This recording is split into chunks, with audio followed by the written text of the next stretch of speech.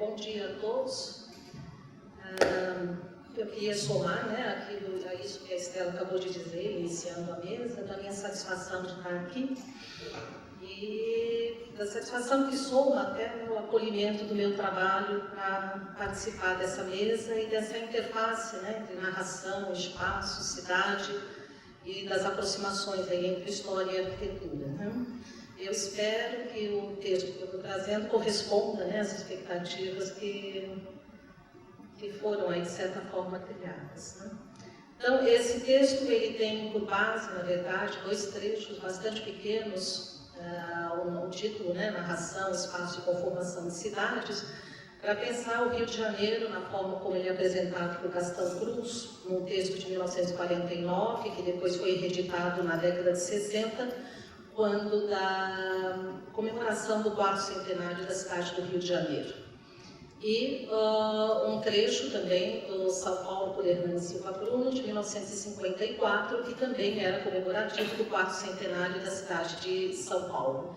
Então, os dois estão inseridos, né, nessa questão de comemorar 400 anos, né, das duas cidades. Só para ficar claro ao longo da minha leitura, na verdade, o texto de Gastão Cruz que eu estou utilizando, eu conheci através do Hernani Silva Bruno, numa coleção publicada por ele, isso vai aparecer no texto aqui, e depois tive contato com o texto como um todo, mas escolhi trabalhar para fazer uma delimitação os excertos que o próprio Hernani Silva Bruno tinha tirado do texto do Gastão Cruz. Então, eu estou trazendo, né, eu vou iniciar pela leitura de dois textos que eu escolhi por epígrafe, né, um de cada um dos livros. É um pouquinho longo, mas eu acho que introduz bem o tema que eu estou querendo tratar. Então, chegamos ao Rio de hoje, grande metrópole, cérebro e coração do país. Por sua situação incomparável, cidade marítima e cidade de montanha, paisagem de presépio. Casario distribuído desde o contorno caprichoso das praias até a encosta vertiginosa dos penhascos, aqui embalada pela onda quérula, ali descansando no recesso dos vales, mais adiante aconchegada no pelo enxuto da floresta primitiva. Por tudo isto, porque é o orgulho dos cariocas, o encanto dos brasileiros e a admiração dos estrangeiros, não há de estar longe o dia em que a nossa capital alcance índices muito mais altos de população e forme ao lado das mais compactas aglomerações humanas, uma Londres ou uma Nova York. O segundo texto, né, aí São Paulo, a esse desenvolvimento considerável não podia deixar de corresponder uma extrema intensificação da existência urbana, que marcaria, com cores ainda menos tropicais, é interessante, né, a presença desses menos tropicais, a fisionomia da cidade. Aqueles que andam pelas ruas, que olham e gritam, compram e vendem, notou um observador, sentem que aí está o centro de uma metrópole moderna, internacional, de uma cidade de comércio e indústria. Nessas ruas estreitas, de edifícios altos, os homens correm e se acotovelam como em qualquer capital da Europa. Aí eu inicio o meu próprio texto. Né? A amplitude do tema levou a um recorte estabelecido desde o início, de duas obras alentadas, publicadas por ocasião das comemorações do 4º centenário das cidades de São Paulo e Rio de Janeiro, que procuraram resgatar, na forma como explicitado pelos autores, ou melhor dizendo, historicizar, conhecer e interpretar origens e desenvolvimento, escolhi alguns excertos que dizem de seus espaços e paisagens, recortados com relação às aproximadamente 5 décadas que precederam a comemoração dos seus 400 anos. Considero aqui, como proposto neste encontro, a narração como deslocamento, como viagem que aciona diferentes percepções entre o que é observado e descrito, a apreensão de quem escreve e a recepção imaginária de quem lê. Relatos que organizam lugares, que selecionam, recompõem e traçam itinerários na esteira do setor. Para além disso, as variações de enunciação, leitura, entendimento e compreensão que a língua pode promover.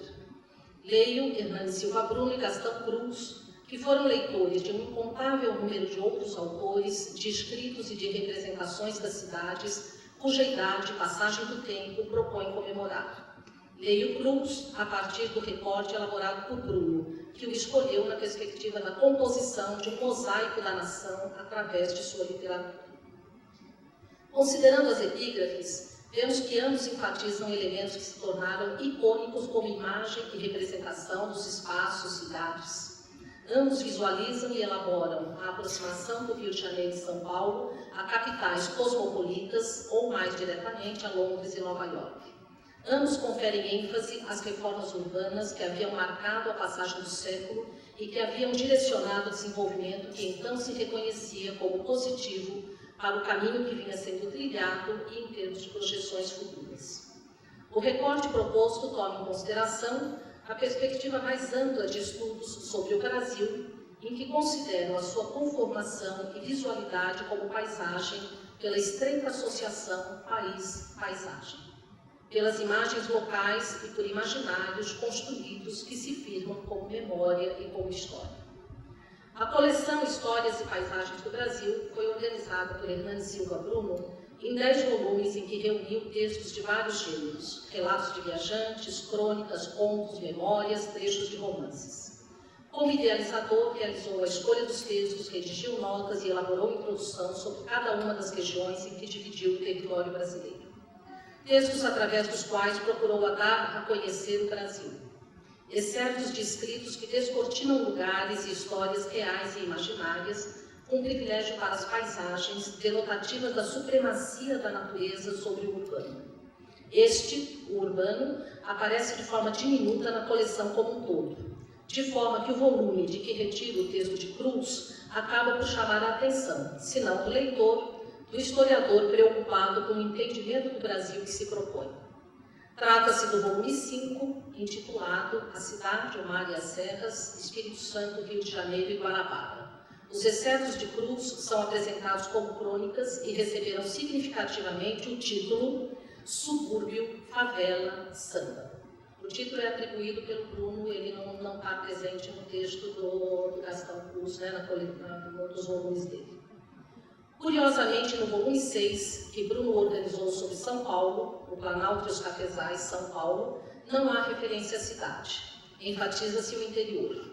Há como única exceção, na contracapa, um desenho da Estação da Luz, lugar de chegada e partida da capital, não somente para o interior do estado. Estranhamento que guarda relação também com sua obra anterior, que comemorou seu 4º centenário, em que procurou recuperar a história e as tradições por meio da trajetória de sua formação e desenvolvimento, desde o Arraial dos Sertanistas, ao Burgo de Estudantes, a metrópole do café, sinalizando caminhos e encerrando com um apêndice intitulado São Paulo de Agora, que pega o período de 1918 a 1953. O foco, que me interessa aqui, está no agora, dessas décadas de 30, 40 e 50, em que os textos foram pensados e escritos a partir da leitura de outros textos e da aguda observação dos escritores. Um primeiro olhar para os escritos de ambos possibilita verificar grande diferença em termos de forma e abordagem. O texto de Bruno é predominantemente informativo, quase um texto técnico. A São Paulo de agora, que ele apresenta ao leitor, comporta um traçado que privilegia a formação da metrópole em sua área central, com imagens que procuram caracterizar uma cidade em mudança. Comprovam, texto e imagens, a perspectiva de progresso e desenvolvimento, tônica de período em que ocorreram transformações incisivas, tanto no traçado urbano como em edificações. Construções, os melhoramentos viários, a cidade que se espraia para alcançar, no dizer dele, Santo Amaro e Cantareira, apontados como locais de recreio. Ainda que a bibliografia seja ampla, a proposta de Prestes Maia, os melhoramentos de São Paulo, é elemento central à construção do texto, pela análise, previsibilidade e indicação de perspectivas para a cidade. A ênfase é colocada na conquista aos obstáculos oferecidos pela natureza, com correção dos acidentes geográficos e, por vezes, pela criativa adaptação aos mesmos. Em primeiro plano, os rios e vales com retificações e viadutos. Demarcam, enfim, a substantiva e profunda alteração da paisagem, em especial pelo alargamento de vias e pela verticalização. Bruno cita Alcântara Machado para concordar com a previsão de que São Paulo, continuando assim, seria capaz de bater a própria Nova York, ainda que a sequência do texto afirme a insignificância de grande parte das edificações da cidade e assinalem ao menos um ponto de grande negatividade para ele. Aspas, ele falando. Uma impressão desoladora, com os enormes paredões de divisa, sem janelas e integramente despidos de qualquer ornamentação, por comparação a Nova York, onde, geralmente, as 4 faces arquitetônicas são estudadas. ênfase, portanto, para as construções que materializam a cidade e para a referência às atividades que nelas ocorrem. Desenvolvimento da indústria, do comércio, da educação e da cultura em suas variadas formas. Anota logo de início os grandes problemas, ainda sem solução, que a gente foi referidos por Agache e por Prestes Maia, e que nós vivemos hoje, a circulação, transportes, expansão, salubridade, estética. Com essas características, o texto constitui caminho, percurso para percorrer a São Paulo de então. Itinerário no sentido de que nos diz cercou. Leva o leitor pelos caminhos do centro da cidade, informa sobre os bairros, segue pelos acidentes geográficos e mostra como o espaço vai sendo ocupado. Conclui, no entanto, que... Diante da formação sem plano dos bairros, às vezes desarticulados e sem ligação entre si, pode-se dizer, como Caio Prado Júnior, que, salvo em sua parte central e na sua vizinhança imediata, São Paulo é uma cidade que ainda espera por ser urbanizada no sentido integral da palavra. Como parte desse crescimento, não propriamente na associação, Bruno destaca a indústria e a presença dos imigrantes, para enfatizar a continuidade de um desenvolvimento industrial que, palavras dele, se esboçara de fins do século passado até a época da Primeira Grande Guerra Mundial. Prosseguiu em seguida até nossos dias, acusando índices cada vez mais impressionantes e conferindo à cidade um caráter cada vez mais definido de metrópole industrial.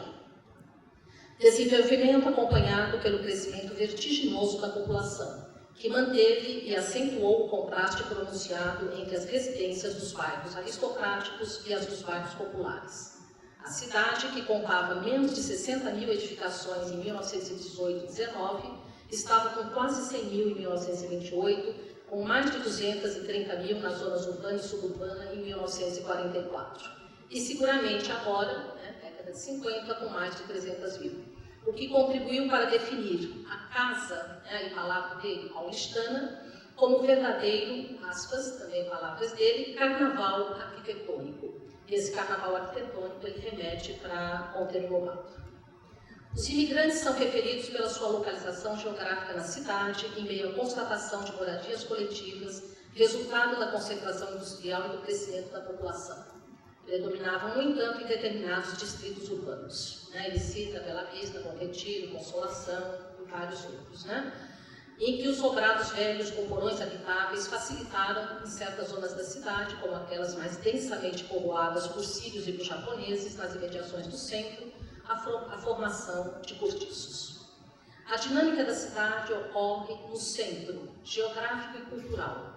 Bruno percorre o movimento e a alteração e importância do centro velho, que tinha a rua direita por referência, superado pelo centro novo, pela travessia do Vale do Anhangabaú, com o destaque da Rua Barão de Itapetininga, com o destaque que a Rua Barão de Itapetininga havia ganhado, não somente pela construção do Teatro Municipal, mas de outros equipamentos culturais em sua vizinhança, como a biblioteca, cabendo ênfase com algum afastamento ao novo hipódromo em Cidade Jardim e ao estádio do Pacaembu, além dos novos bairros elegantes construídos na perspectiva da Cidade Jardim.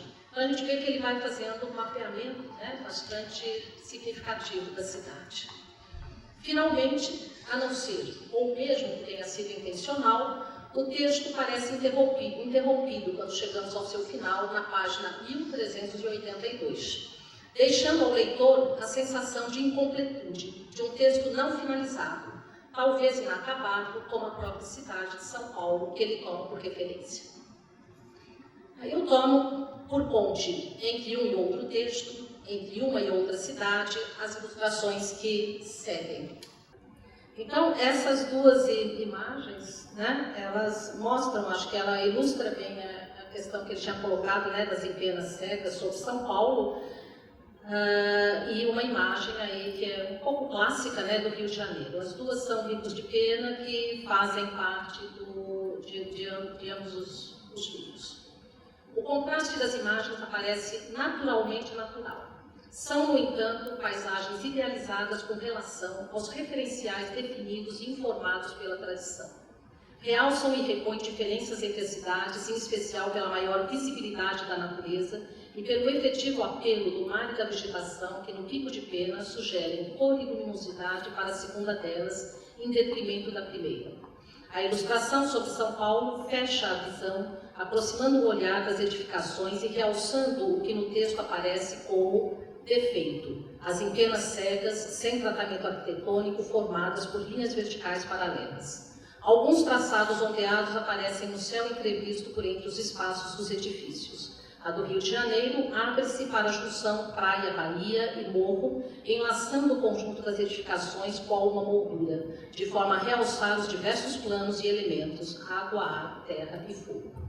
Representações que reforçam a proximidade arte-paisagem, reconstruções que enviam para as imagens de ambas as cidades, construídas pela escrita ou pelo desenho como forma genérica de referência às representações pictóricas, demonstram como a conformação de paisagens simultaneamente nos aproxima das representações da natureza e amplia a capacidade de sua recriação em termos imaginários.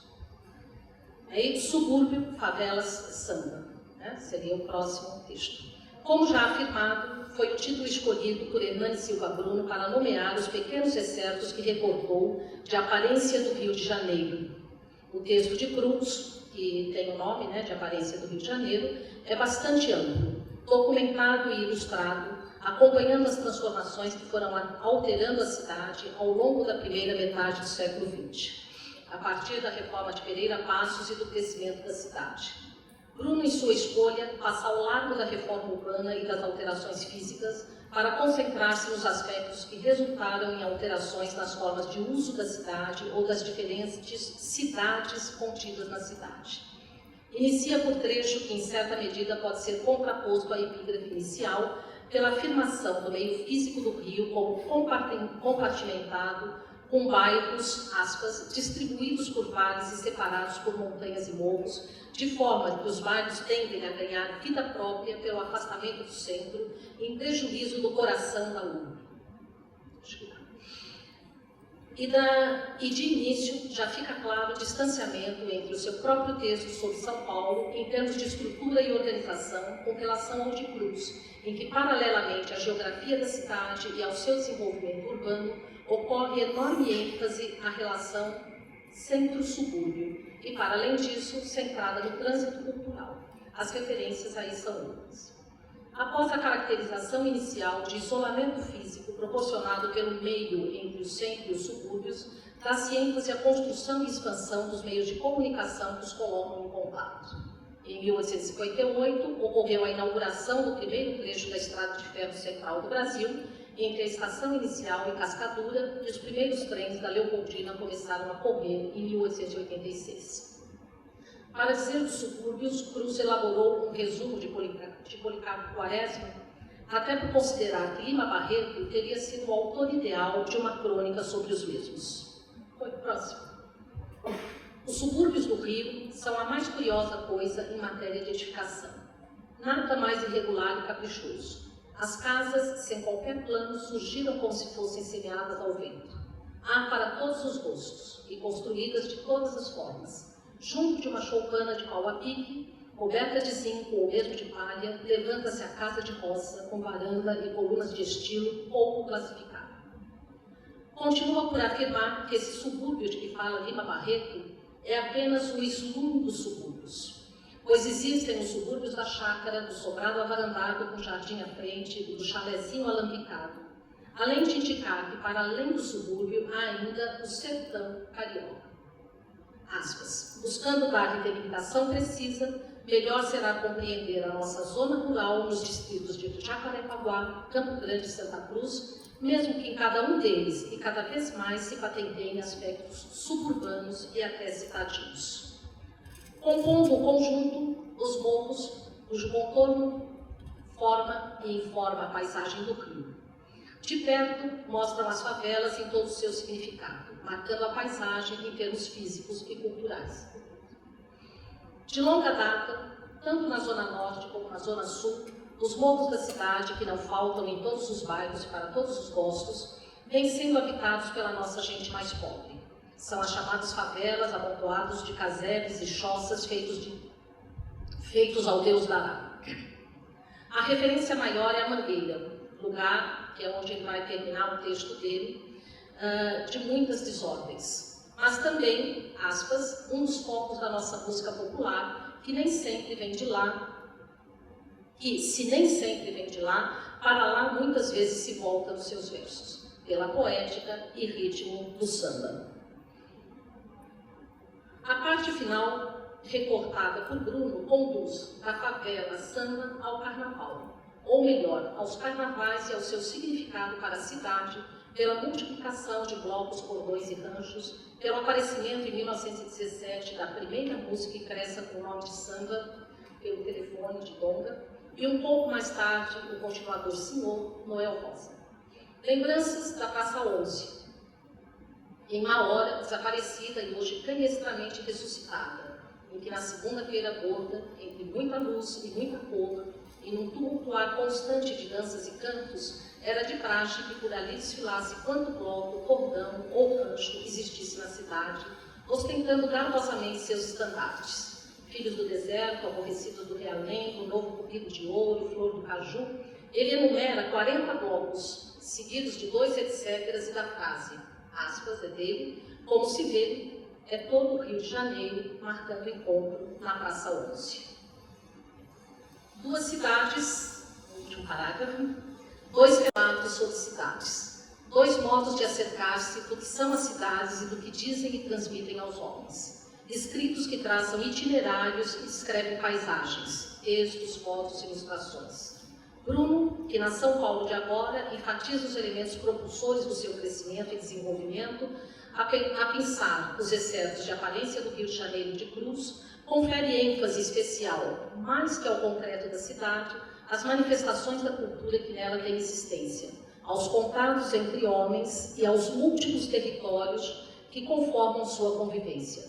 Formas e modos de dizer da e a cidade, constituindo relatos que, aí eu estou citando Sertor, efetuam, portanto, um trabalho que incessantemente transforma lugares em espaços ou espaços em lugares pela atribuição de múltiplas significações. É isso.